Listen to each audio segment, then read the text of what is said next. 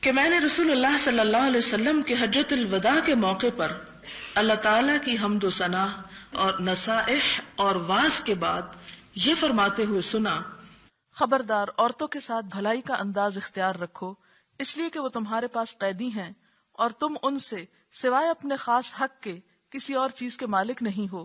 تمہیں جس چیز کا نکاح کے بعد اختیار دیا گیا ہے وہ صرف ان کی ذات ہے، باقی جو ان کی اپنی چیزیں ہیں یا ان کے اپنے بھی شوق ہیں یا اپنی بھی خواہشات ہیں تو ان سب پر تمہیں مالک نہیں اور مختار نہیں بنایا گیا۔ ہاں، اگر وہ خلاف عصمت و آبرو کوئی حرکت کریں، یعنی بے حیائی کا کوئی کام کریں، تو بطور سزا یہ کر سکتے ہو کہ اپنے بستر سے انہیں دور رکھو اور ہلکی مار بھی مار سکتے ہو، مگر ضرب شدید نہیں۔ پھر وہ تمہاری بات مان لیں تو اور کوئی تکلیف نہ دو۔ یہ سورۃ النساء کی اس آیت کی تفسیر بھی ہے کہ جس میں یہ آتا ہے کہ فَإِذُوهُنَّ فَاهْجُرُوهُنَّ فِي الْمَضَاجِعِ وَاضْرِبُوهُنَّ، کہ اگر تمہیں ان کے نشوز کا ڈر ہو تو نشوز سے مراد پھر کیا ہوا؟ یہ حدیث اس کی وضاحت کرتی ہے کہ بے حیائی کا ارتکاب، کہ اپنے شوہر کے خاص حق میں کسی دوسرے مرد کو شریک کرے۔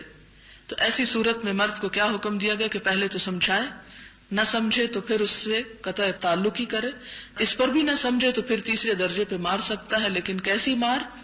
ضرب شدید نہیں۔ کہ اس کی بھی دو باتیں بتا دی گئی کہ ایسا نہ ہو کہ جس سے جسم کے اوپر کوئی نشان رہ جائے، اور ایسا بھی نہ ہو کہ جو چہرے کے اوپر ہو۔ تو پھر حضرت ابن عباس سے کسی نے پوچھا پھر وہ کیا ہو؟ تو آپ نے کہا جیسے مسواک جیسی چیز سے مارنا۔ واضح رہے کہ تم کو اگر بیویوں پر کچھ حق ہے تو بیوی کو بھی تم پر حق حاصل ہے۔ یہ اللہ تعالیٰ نے عورت کے حق کی حفاظت کی اور فرمایا کہ اگر تمہیں حق ہے بیوی پر تو بیوی کا بھی تم پر حق ہے۔ بیوی پر تمہارا تو حق یہ ہے کہ وہ ان سے ربط و ضبط اور بے تکلفی کا تعلق نہ رکھے جن کو تم ناپسند کرتے ہو۔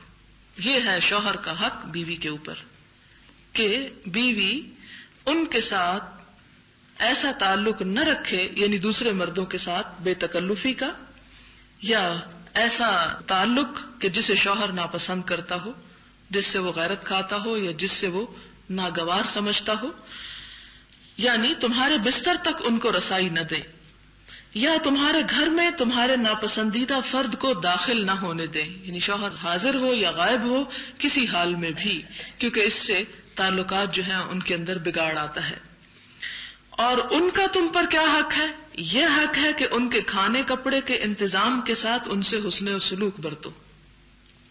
یعنی مرد کی ذمہ داری کیا ہے کہ بیوی کو کھانا کپڑا دے اور اس سے اچھا برتاؤ کرے، بہترین اخلاق سے پیش آئے، کیونکہ جب مرد بد اخلاقی کرتا ہے تو عورت تو ہے ہی جذباتی، وہ جذبات میں اور زیادہ بولے گی اور اس سے معاملات بگڑ سکتے ہیں۔